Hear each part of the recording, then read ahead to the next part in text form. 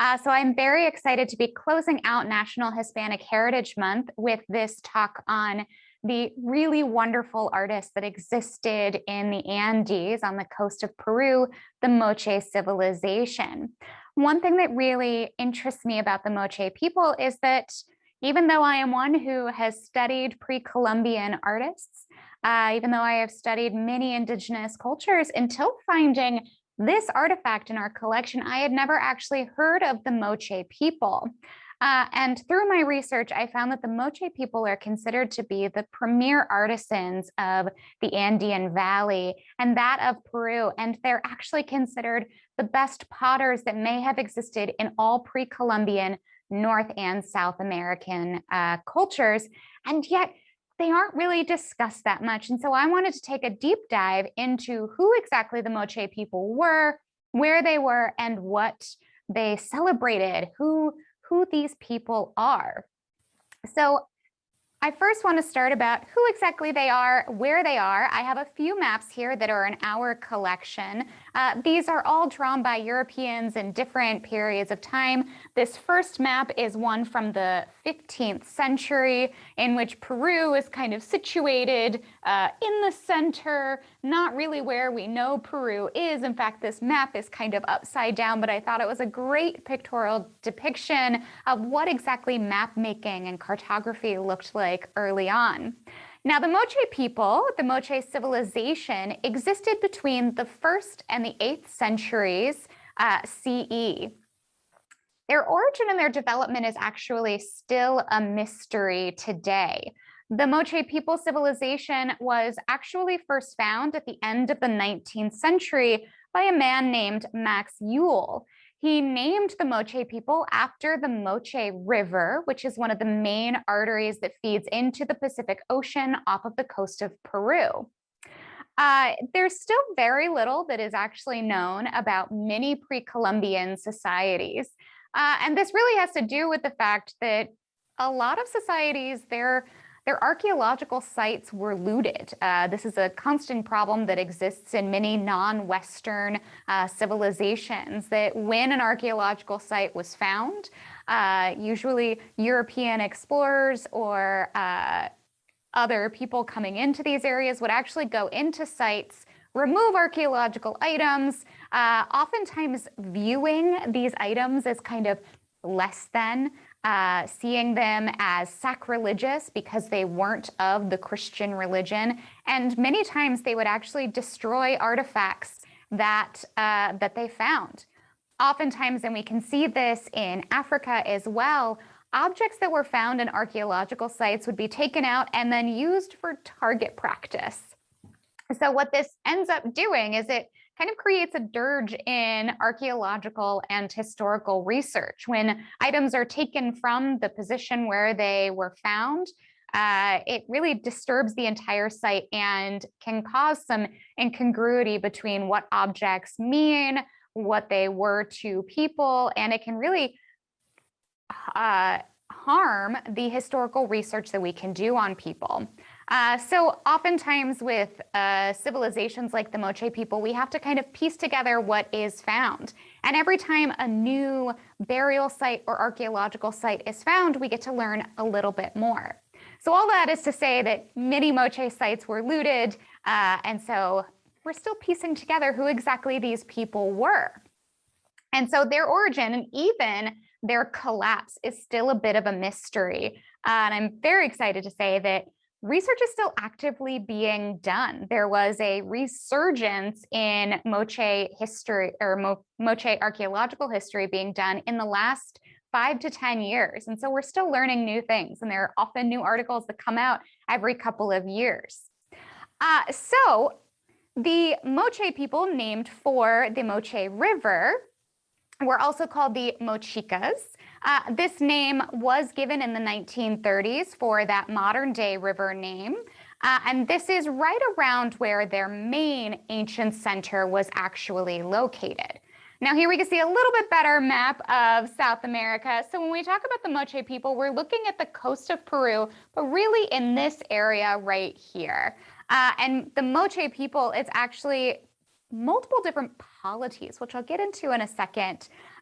They are arranged in northern Moche and southern Moche. So this is just kind of a loose organization of where different temples and burial sites have been found, and a way to understand that even though we refer to all of these people, and the Moche civilization spanned about 350 square miles, that they can be divided kind of into the north and south.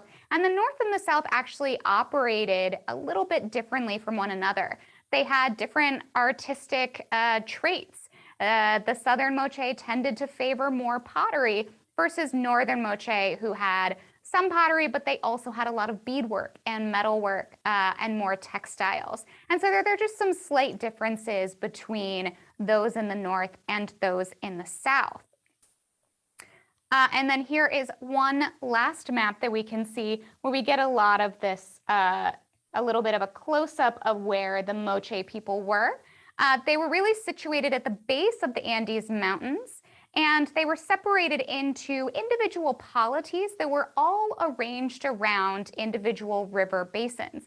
We can actually think of the Moche people and their political organization similar to that of ancient Egypt and the Nile River, that they were creating little outcroppings, essentially, ruled by individual lords, and they were always surrounded by, or they were arranged on rivers. They actually had a very complex canal system that they developed as well.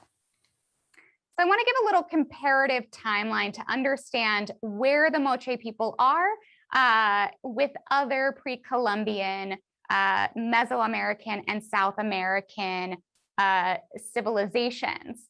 So we have humans actually coming across to America around 13,000 BCE.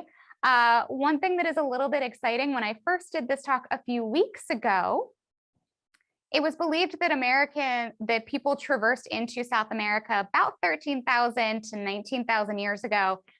In just the last couple of weeks, as a fun aside, there were human footprints found in Mexico that are actually dated to about 23,000 years ago. So one thing that I loved learning about when I was in school, and I still stand by, is that we never really say as historians or archaeologists the earliest or the last or never or always or best or worst. It's always the first known or the last known or the best known, because there's always a discovery that can challenge what we've known so far. And so just in the last couple of weeks, in finding these footprints, it completely changes when archaeologists and historians believed that human migrations occurred across that land bridge coming into the Americas.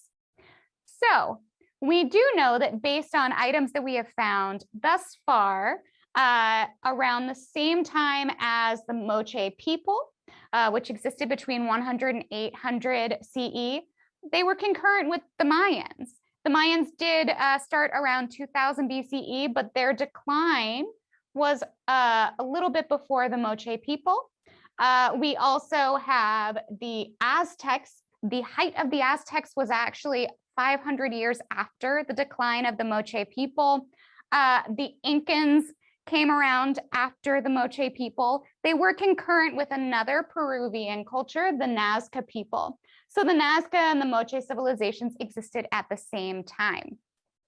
You may have heard about the Nazca people because they are the ones who created those incredible geoglyphs that can only be seen from mountaintops or up in the sky, where they created these massive drawings of humans, hummingbirds, spiders in the ground by moving dirt and sand around to create these very long-lasting geoglyphs. Okay, so that's kind of where the Moche people exist in relation to other societies in Meso and South America. So I mentioned this idea about the Moche people being arranged as multiple different polities. So we could think of this almost like Greek city-states, that in Greece, the city-state organization was that they were individual city-states with one kind of central ruling body. The Moche civilization was actually very similar to this. So there was a central Huaca, which is their temple, there was one central main polity that had a king of sorts, and the belief is that he was actually politically neutral, that he existed there to continue their religious beliefs. But really, outside of that, there were individual multiple polities that existed, each one arranged around different river basins where they would create a canal system. But they were all kind of separate. They ruled themselves. Each one had their own lord that had a succession of lords when one lord would die. But there was kind of a central body, but still individually ruled. They each had their own chiefdom. So even though there are still some questions regarding their political organization, it seems as though we're getting to an understanding of how they were organized.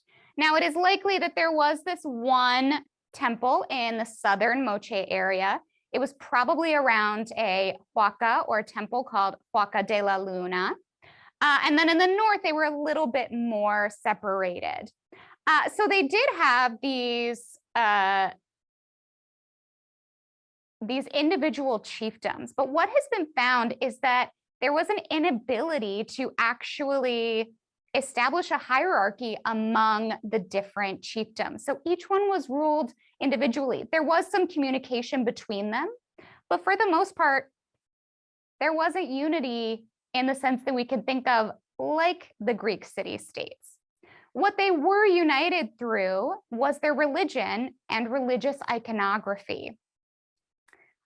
Their political organization, though, has the similarity to Greek city-states. It has some similarities to ancient Egypt with their organization around rivers, and it has some similarities to the Aztec and Inca, but the Moche people and their kind of individual ruled chiefdoms that were linked through religious iconography seems to be quite unique.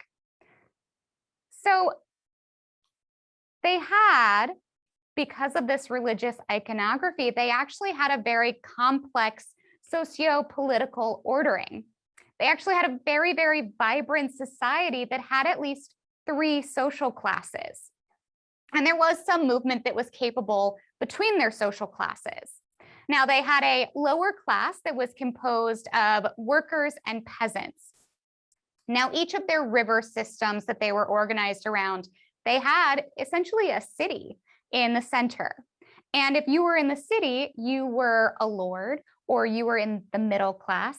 And if you were actually one of these workers or peasants, you actually didn't live inside the city, but you lived outside of the city, usually next to an irrigation system that you have set up for your farming, which the Moche people had a very complex farming and irrigation system. They were also they were masters of this irrigation. They were also masters of fishing as well. And so they were able to really provide for themselves, provide for their chiefs, provide for their lords.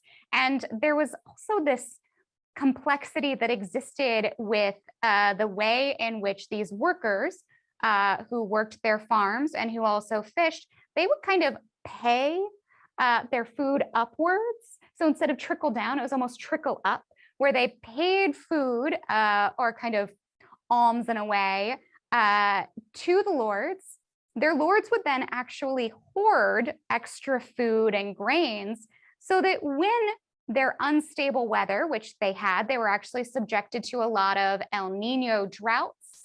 So when droughts would happen, the individual lords could then distribute their food. They would then be distributing their wealth, all of which ties into this very complex ordering that by redistributing this wealth, the lords were actually legitimizing their rule. And this was also portrayed through their religious iconography, which I'll talk a little bit about in a bit. So their lower class citizens arranged outside where they had these canals. They actually, we have found evidence of aqueducts as well. So similar to what we see in ancient Rome, where they're able to distribute water throughout their chiefdoms. they did also have a middle class as well.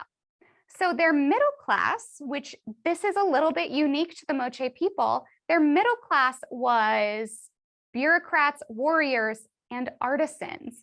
Typically, we'll see artisans in the lower class. But for the Moche people, the artisans were a really important part of their society.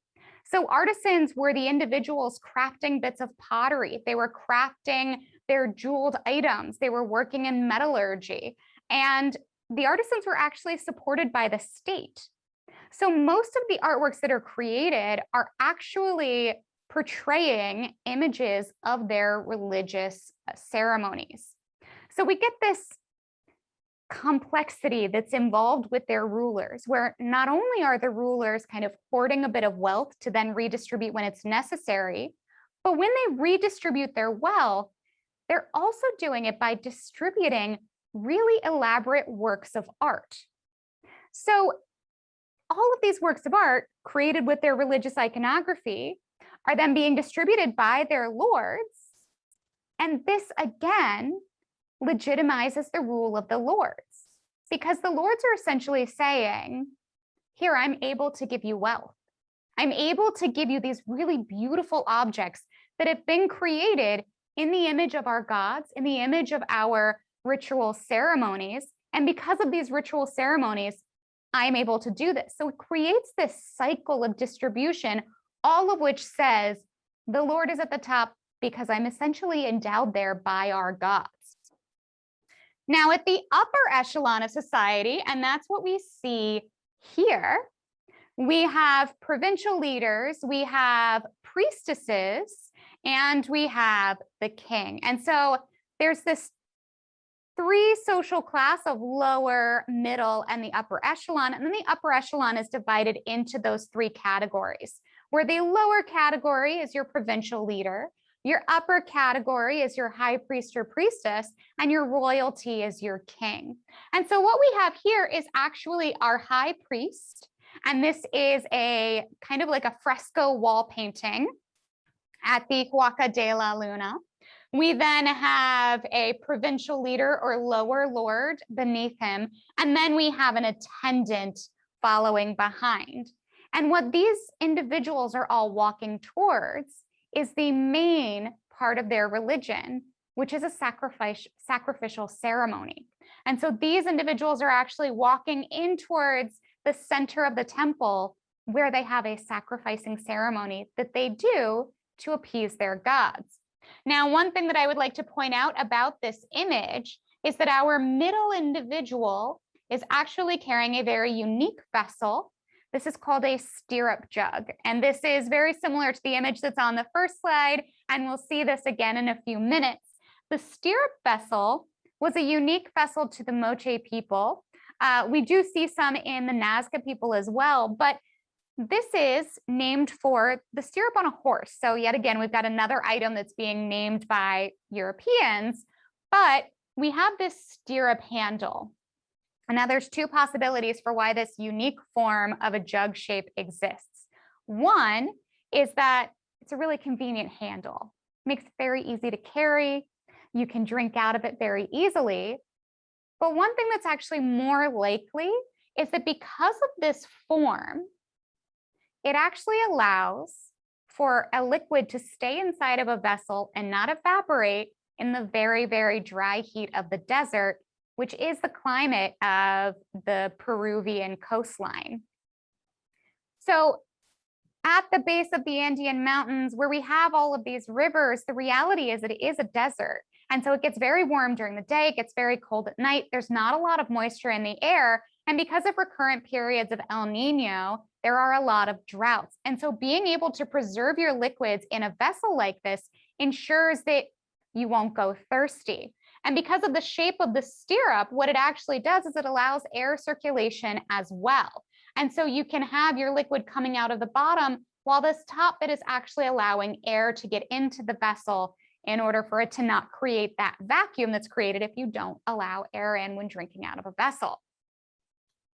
And here we can actually see this incredible piece that was uncovered within the last 20 years. This is also from a huaca close to Huaca de la Luna.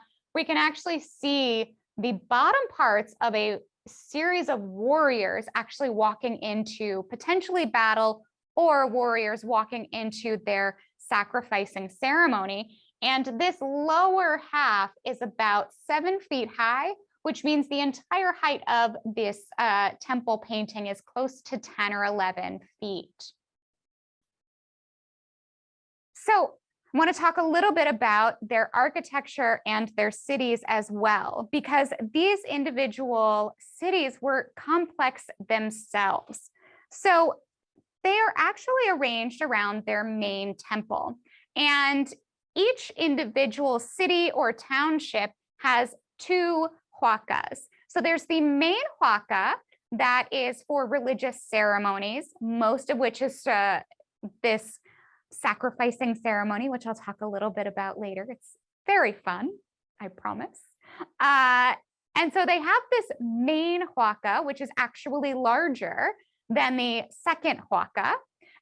Their second huaca, which is kind of opposite inside of their city, is used for matters of state. So business bits are done in that one. And then in between the 2 huacas are residential buildings. This is where the artisans actually will live. And these cities are actually full of complex streets. They have craft production centers, these residential buildings. I mean, their city organization is actually very similar to main cities that we see here, where they have main thoroughfares.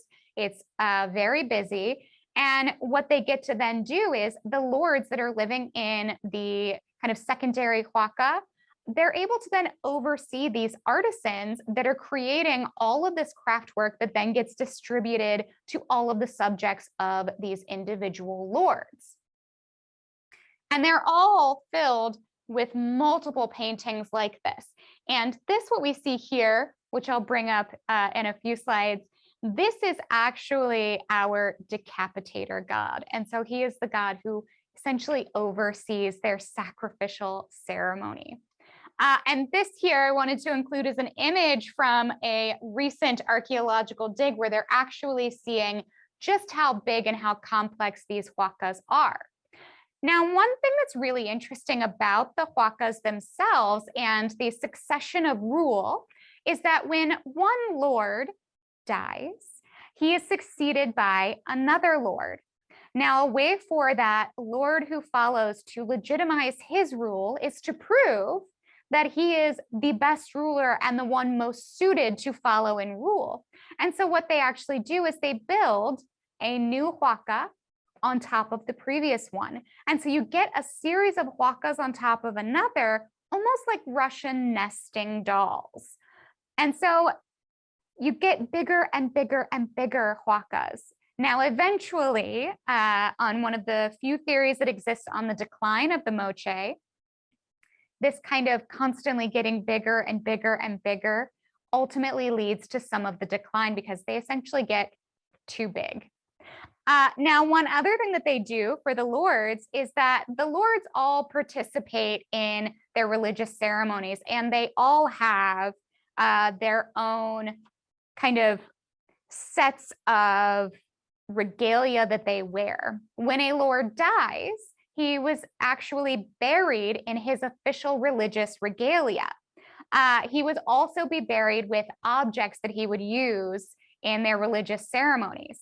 And so with the new lord, their successor coming up, they would then have their own set of regalia that was being made for them. So their own bits of costume, their own items used in their religious ceremony. And this building of the new costume and regalia essentially continues the state religion. It also continues the need for artisans as well, all of which perpetuates this continual need of craftsmen continuing to put out images of their priests and their lords and their gods on all of their craft items, all of which are items especially made for the nobility and then ultimately redistributed, which is why we have this incredible complex craft production. So let's talk about some of their craft production, because it really is truly incredible. The Moche people were experts in jewelry, they were experts in gold, they were experts in textile, but especially pottery. The Moche people, more than any other pre-Columbian society, were experts at creating lifelike depictions of items. And so where we see more abstracted depictions in other pre-Columbian societies, we actually get a lot of humans looking like humans, animals looking like animals. So most of the images that I'm going to show in the next few slides actually come from other museum collections, most of which are from the Metropolitan Museum in New York City. And I will point out when I show you ours. So for one, we have a stirrup vessel. So again, we get this stirrup handle here where you can drink out of the top. And this is in the depiction of an owl.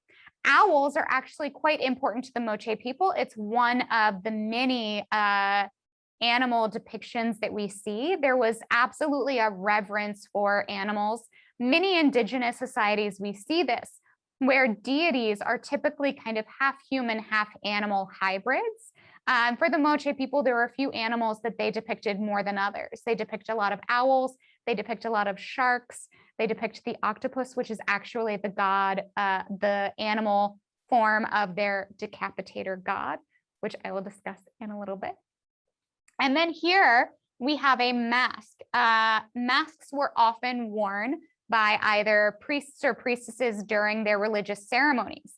One thing that's really great about this piece is that we actually have a mask that then is covered in the jewelry that they would wear as well. So they had really gorgeous, complex ear and nose ornaments. This we can see a large nose ornament that is also augmented with this kind of eyebrow sheath on top. We can also see this crown being depicted on this mask. Now, this mask is actually a ceramic mask that then has metal inlaid into it. Here we have another example of this figural form of a human. We can tell this is a woman. And this is just a typical vessel. This one is actually not a stirrup vessel. This is just a jug that would have been held for used for liquids. It does, however, have a very long spout, so it would have minimized the amount of evaporation that would have occurred. And then here we have essentially a chest ornament or a necklace that could be worn. It would have been attached to the various robes that would be worn during their sacrificial ceremony. And we can actually see a beast of some sort on this particular item. And this one has a little bit of shell inlaid in the eyes. Not only were the Moche people great at working with metals, but they also worked with mother of pearl. There's a lot of coral and a lot of spondylus shell, which actually is a really gorgeous orangey kind of coral color. But not only were they great with metal, which we can see in this whistle, but they also were great experts at textiles. Now, I will admit that I have a preference for the Paracas textiles. If you ever get a moment, look up the Paracas textile. It is an incredible piece of woven, I believe some embroidery as well as weaving.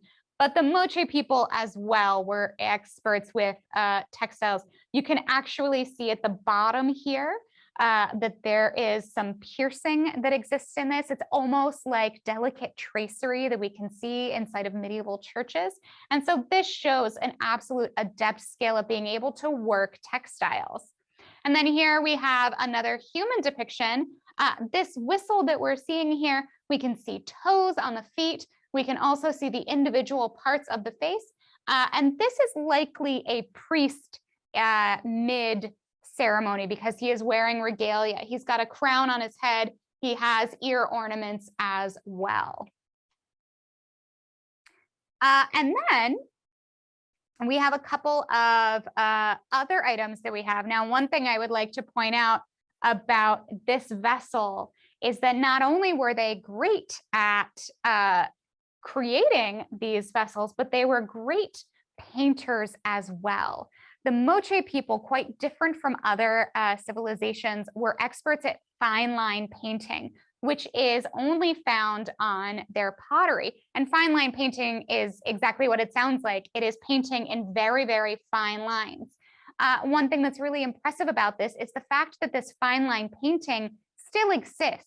Oftentimes with artwork like this in archaeological sites, a lot of the painting that's done on a vessel will have worn away after the hundreds of years that it sits in those archaeological sites. But what we get here is this incredible adeptness at working with their lines.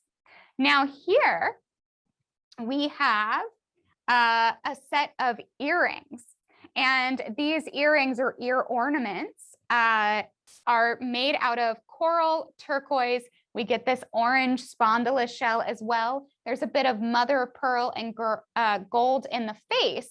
And these, while they're as big as my face on this screen, they really are actually quite small. And so the way that the Moche people were working with their beadwork is actually very similar to mosaics. These are all individual pieces cut and laid in.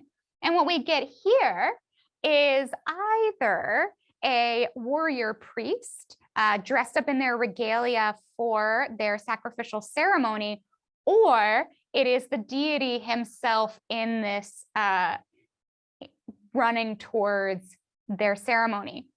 I think that this is actually a warrior priest about to engage in battle. And the reason why is because you can actually see that this figure is kind of mid-running stance.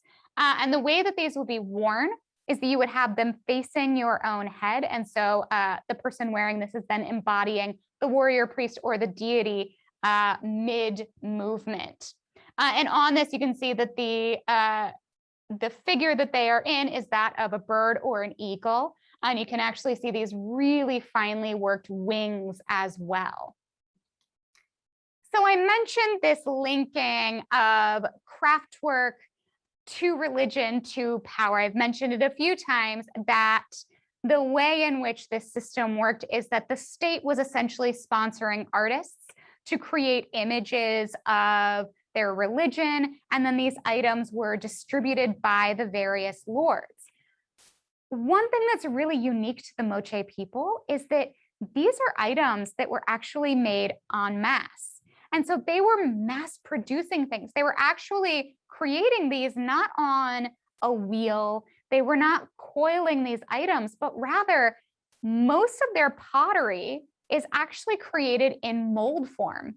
And so they're able to make hundreds of these at once with the same painting done by hand. And they're able to continually do these because with each new lord, they change the iconography so that the lord or the warrior priest who's in charge is then painted with their specific regalia that was made for them when they came to rule. And all of this, again, just kind of portrays the fact through images that whomever is in charge has this legitimate power because of their linking to, ultimately, their sacrificial ceremony. And what we see on this vessel, which we have a close-up here, is that we have the leading warrior priest or the leading lord actually taking the life of another member, all of which goes towards this sacrificial ceremony. And the sacrificial ceremony is one that essentially is done to appease the gods. So if you need water, if you need rain, you perform a sacrificial ceremony. If you need extra food, you perform a sacrificial ceremony. And when you are then granted with rain or water or food, you then get this kind of legitimized power. And Sherry, I see this message about feedback static. Is that on my end? I'm sorry to interrupt. I don't know whether it's just me or not. It's a feedback and static that comes and goes. I don't know whether any other guest is hearing that or not. And if you are, can you let me know in the chat box, please? and it comes and goes, so it's not the whole time. So carry on. Don't hear it right this minute. Okay. What I can do is nope, I thought I had my phone. I know that sometimes the phones can create feedback, but don't have my phone on me. Okay. And it could just be me.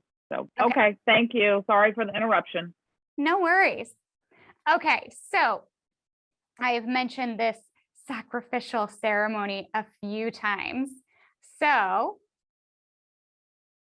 let's talk about the sacrificing ceremony, because I'll be honest, I love it.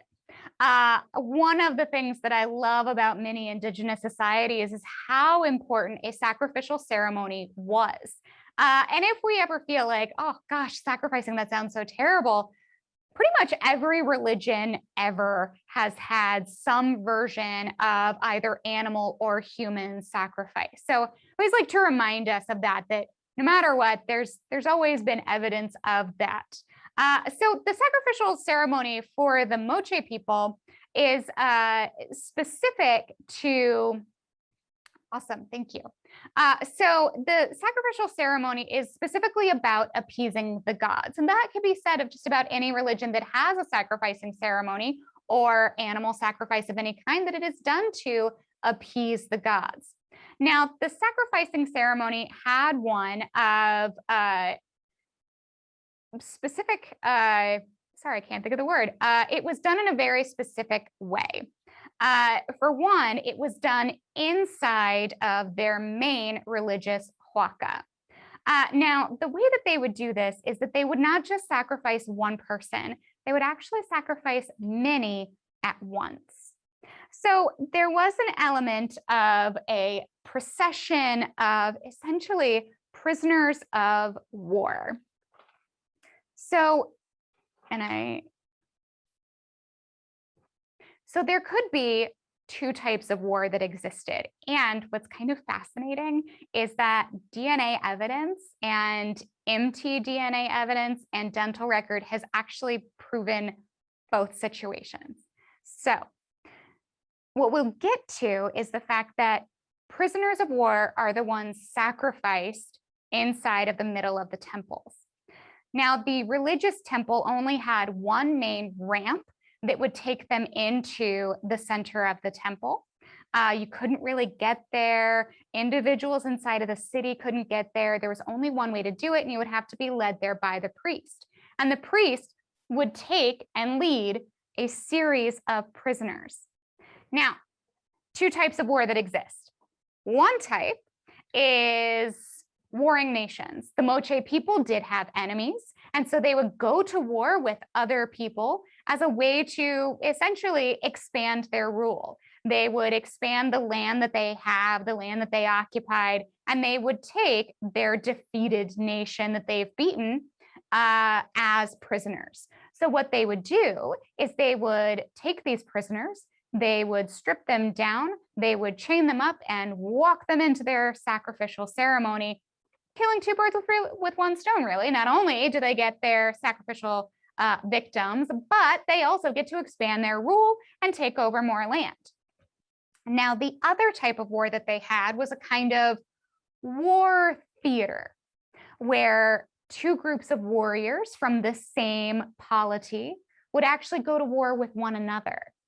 And whichever side lost was then the ones being sacrificed. And so this then became an honor. The warriors would engage in this battle knowing that they may lose.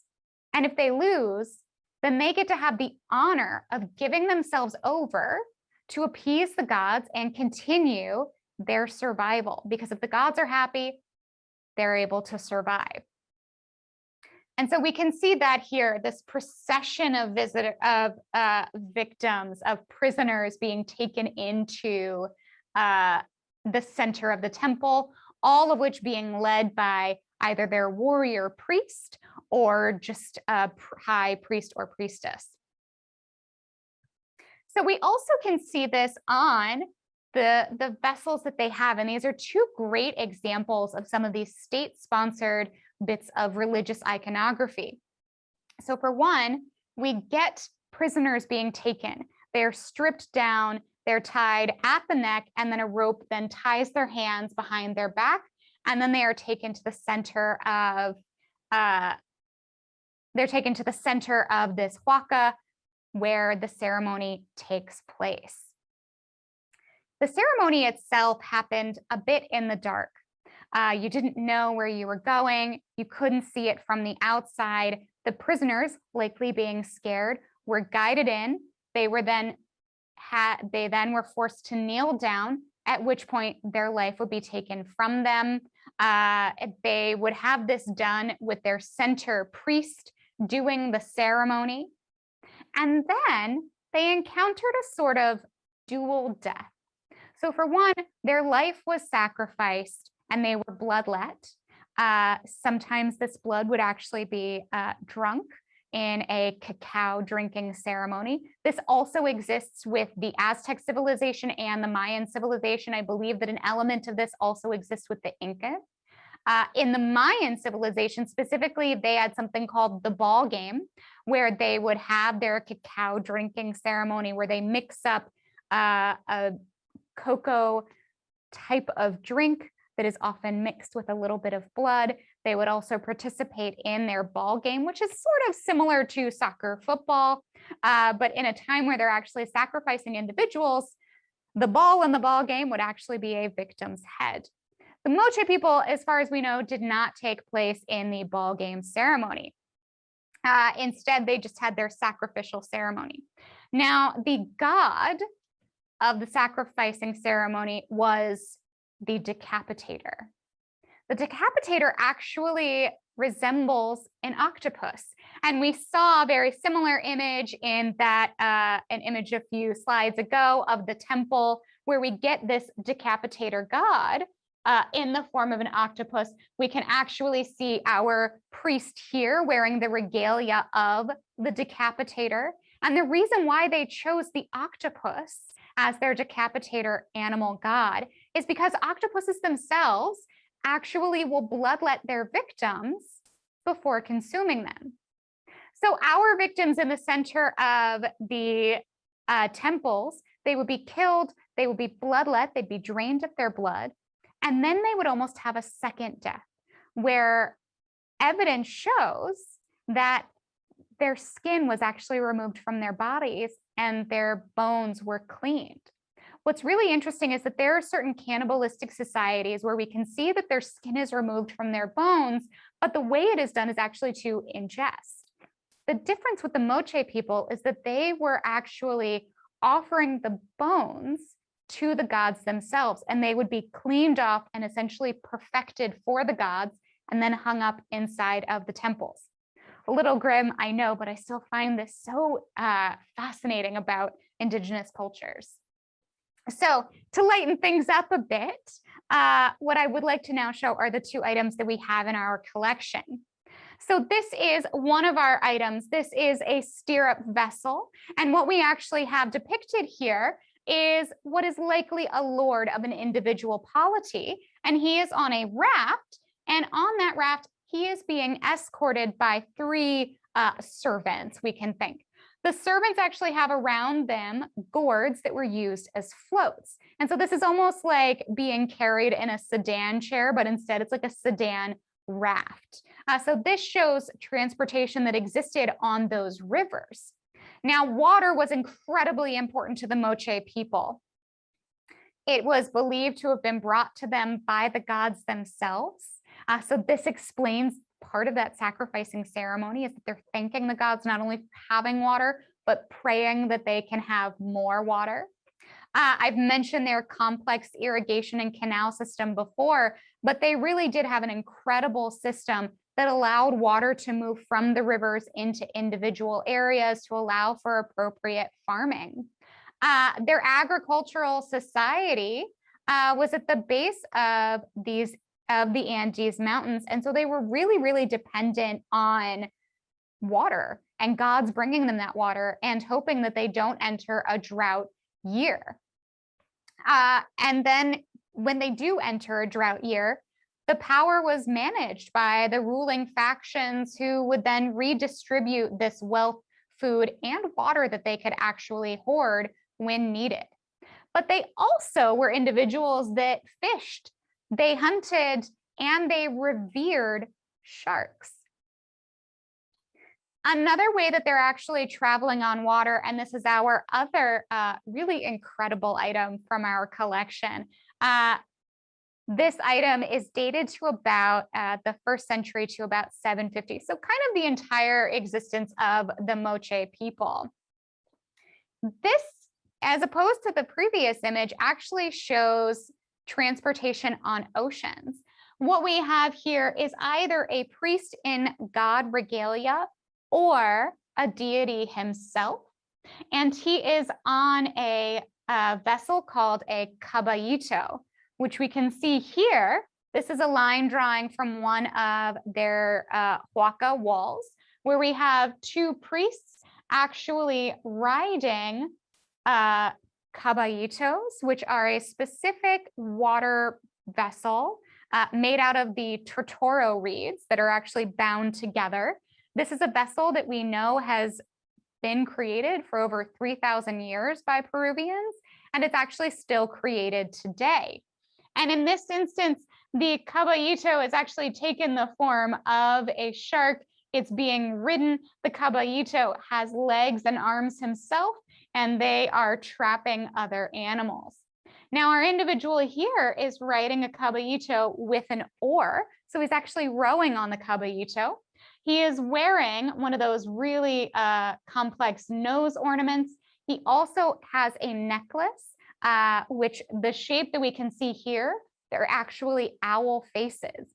And what's really special about this is that the belief of the Moche people was that their gods arrived in Peru by crossing the Pacific Ocean on caballitos.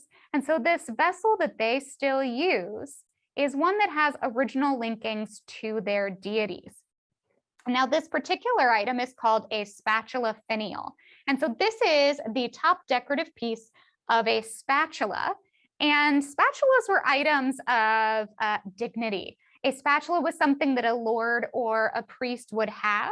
Typically, the spatula is actually used in the cacao drinking ceremony. And so it will be used to mix up the cacao. And our item actually has evidence of a little bit of lime. They would be found kind of after years of it being underground and is evidence of that cacao drink.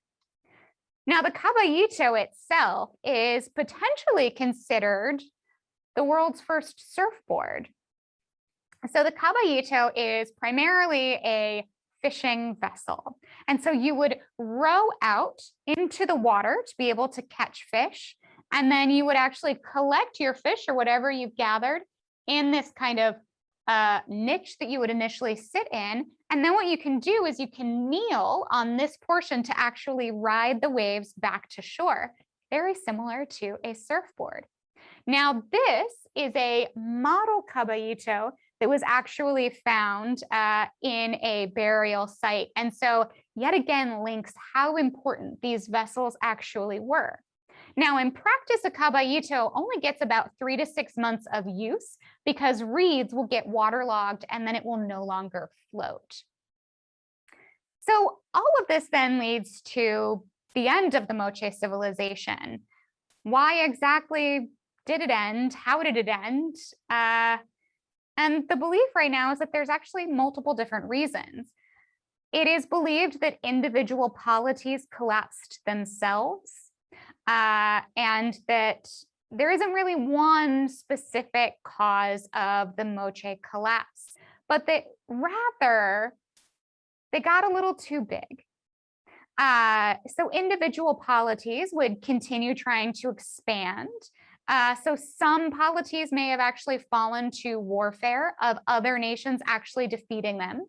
There is some belief that if we think about the lords and this kind of Russian nesting doll expansion of their huacas, that individuals started distrusting the state religion, started distrusting the lords. Because if they get too big, but they can't really rule, their rule was no longer legitimized by their religion because they're starting to show weaknesses. And so younger individuals would actually start doubting the religion. There's also evidence that there was a prolonged drought from El Nino. And so this also links to that religious collapse as well, that if you're still performing this sacrificial ceremony and we're still not getting enough water, well, then clearly your rule is not being legitimized by the vessels and the pottery and the items that you're creating and sending out to the lower class and middle class workers. And so ultimately, it all kind of led to these individual collapsing. And by about the end of the 8th century, right around the year 800, as far as we know, the entirety of the Moche civilization had come to an end. And so all of those individual polities had collapsed.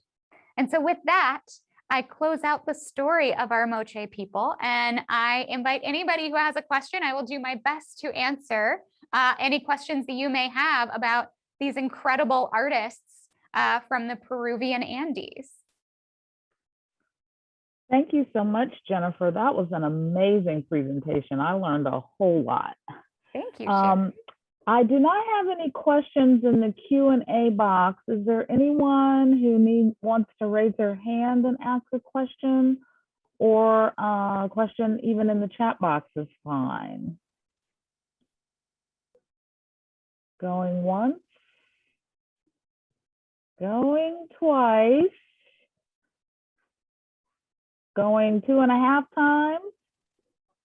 Okay, no questions. All right, well, thank you so much for joining us today. Jennifer, you did an amazing job, and I, again, apologize for that little interruption, but I am glad to know that I was the only one having the feedback issue. As am I. All right, thank you all very, very much. We invite you to come visit us live, and you know, our galleries are open, and we hope to see you soon. And just one little aside, if you are in the Hampton Roads area, or if you're going to be visiting this weekend, one of my coworkers and I will actually be out in one of our galleries with the 2 items from the Moche people that we have in our collection. So this stirrup vessel and the spatula finial, we will actually have in the gallery so that you can see them. They won't just be behind our collection storage doors. So we'd love to be able to see you. Oh, that's amazing. All right, thank you. And with that, we will bid you a great day.